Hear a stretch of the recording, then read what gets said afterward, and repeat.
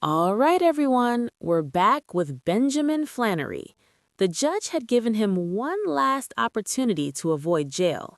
The big question was simple. Would he take it seriously, or would he slide right back into trouble? Here's what happened. We will go on the record in the matters 20 CM 234, 21 CF 130, 21 CM 199, State of Wisconsin versus Benjamin Flannry. The state appears through DOC agent Leah Lineweber. We have Mr. Flannry in person as well. We're set here today for a probation review hearing. We were here on February 19th, in which the court did provide specific orders and conditions for Mr. Flannry to meet to avoid having conditional jail. He was serving some conditional jail or in custody on a warrant and facing conditional jail. At that time, the Department of Corrections had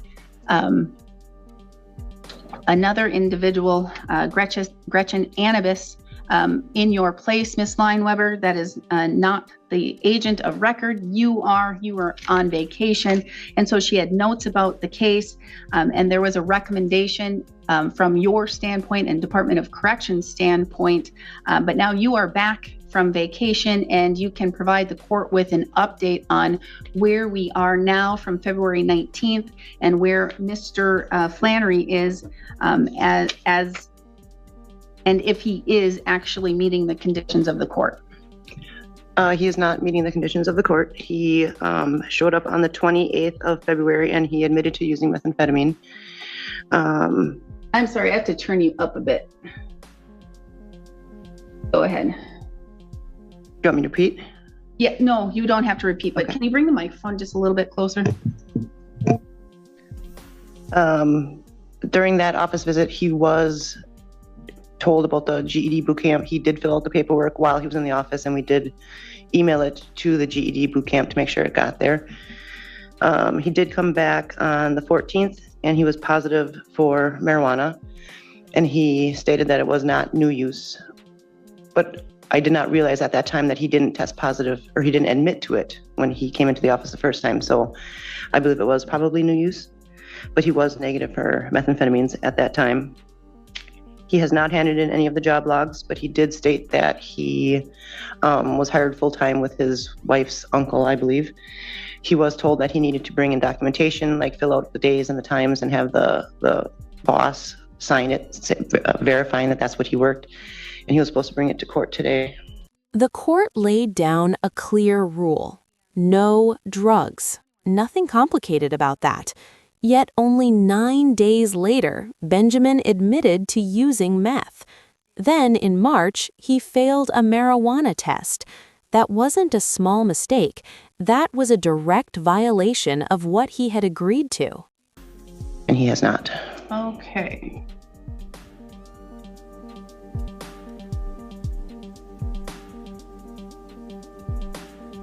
Mr. Flannry. All right, so you were here in court on the 19th. You then saw your DOC agent on the 28th, and you admitted to consuming methamphetamine, correct?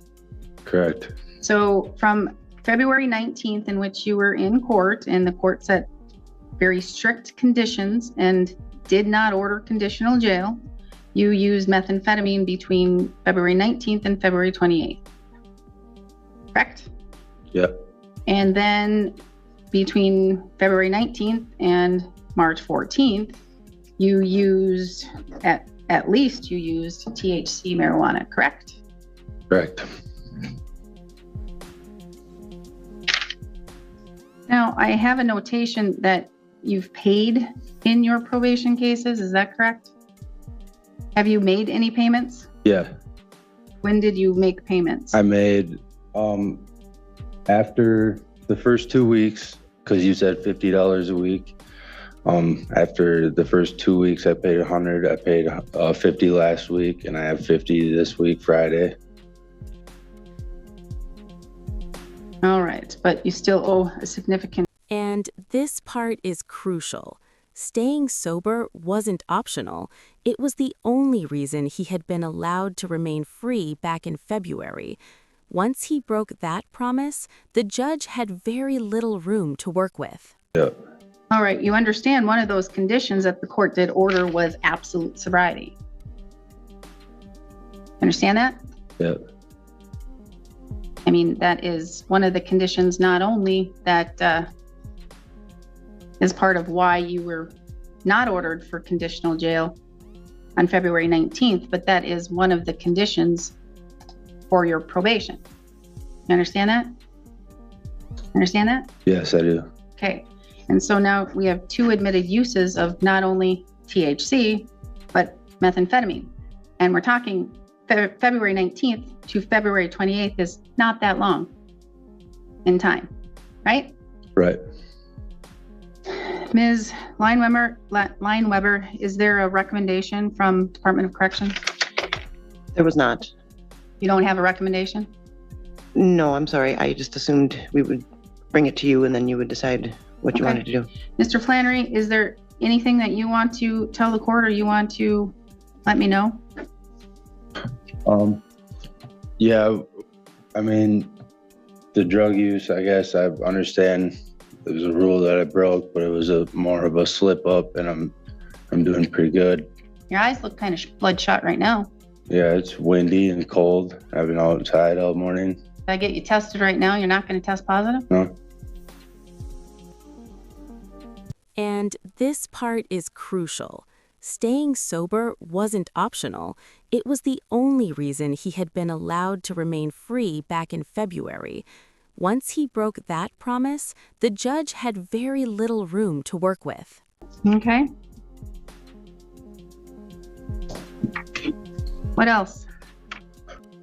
Well, now that I've been working full time, I can make my payments for sure. And who are you working for? M5 Construction is the company. His name's Kevin Miller. Oh, I know Kevin Miller. Yeah. And who is he to you? He's my uncle-in-law. So I have one memorandum from the Department of Corrections from March 17th. I had another memorandum, but I don't know which file that was filed in.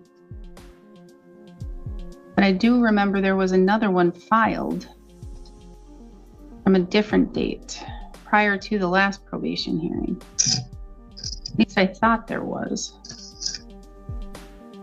Maybe it was just what Ms. Anibis told the court.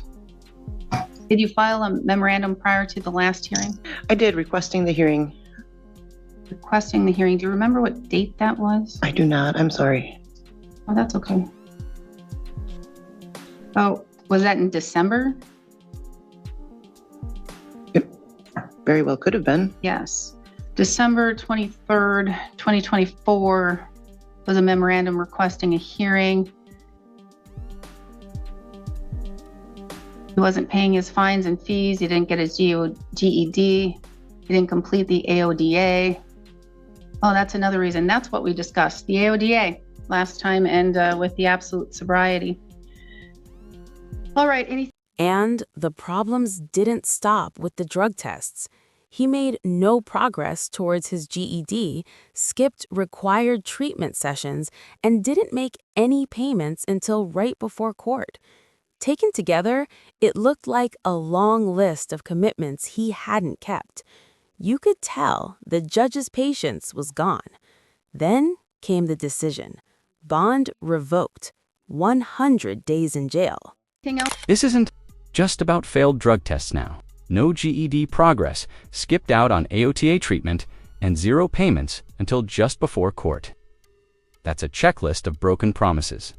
And you can tell the judge is officially done playing nice.